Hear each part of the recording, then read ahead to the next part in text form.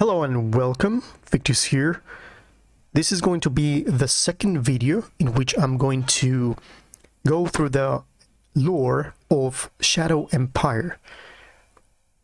My intent here is to create an understanding on what is the actual game based on. Everything that I'm going to read here, you can read it on the manual.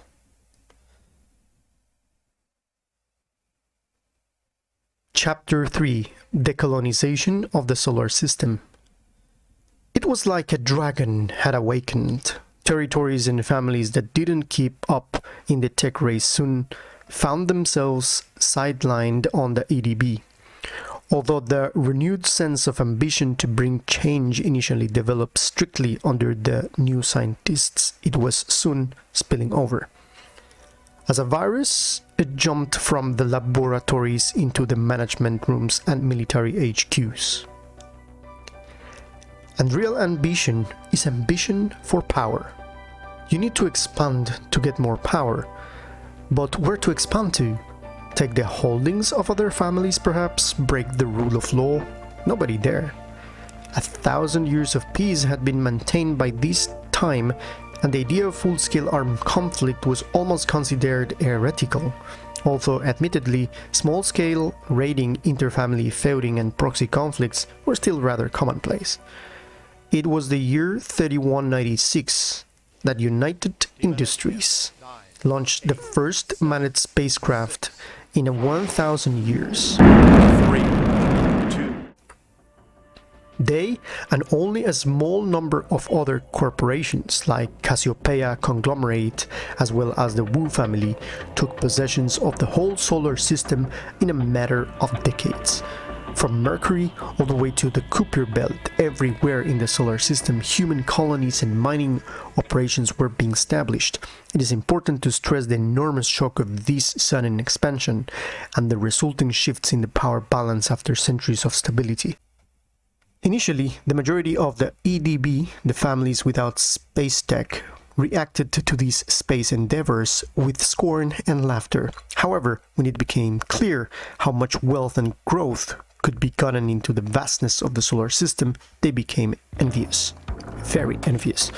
Many of these powers started up their own breakneck speed space programs, often at extremely high costs. But when they arrived on the far shores of the solar system, they found that all real estate of any value had already been claimed. Chapter 4: The First System War. The hatred, frustration, and envy of the families that had missed out finally turned to its own possible outlet. War. The most powerful of the Earth-bound corporations, families, and nations conspired together into what later was to be known as the Earth League. In the year 3270, the Earth League unleashed an overwhelming offensive on the Earth-based assets of the space corporations. Within days, their holdings were neutralized or obliterated.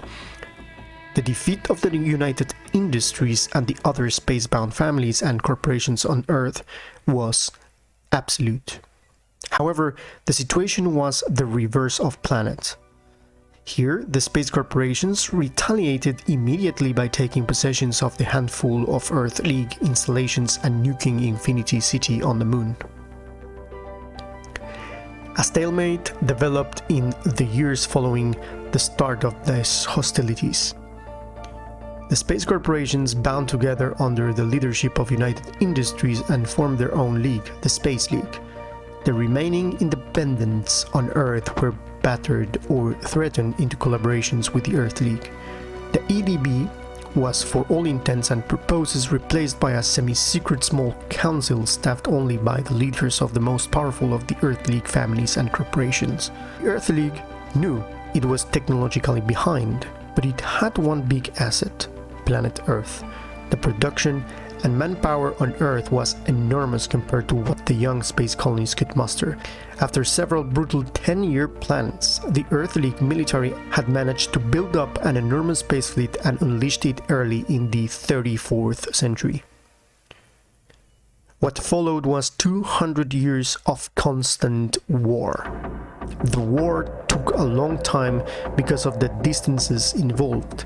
In the first half of the war, the balance shifted every decade, but eventually in the later part of the war, the production power of Earth changed the tide of the war permanently.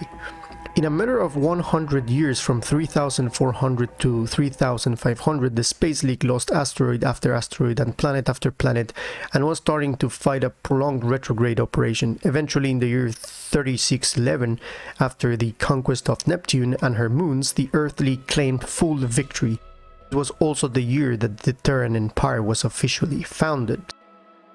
The small council that had been ruling Earth during the entire war appointed its first emperor, Constantine I. The remnants of the Space League had been fragmented by the constant defeats, but had continued to fight on from the Kuiper Belt and during the Second System War around 3750 to 3780, temporarily also from the asteroid belt. Over the centuries that followed, the Terran Empire slowly evolved in a completely centralized and totally tyrannical state.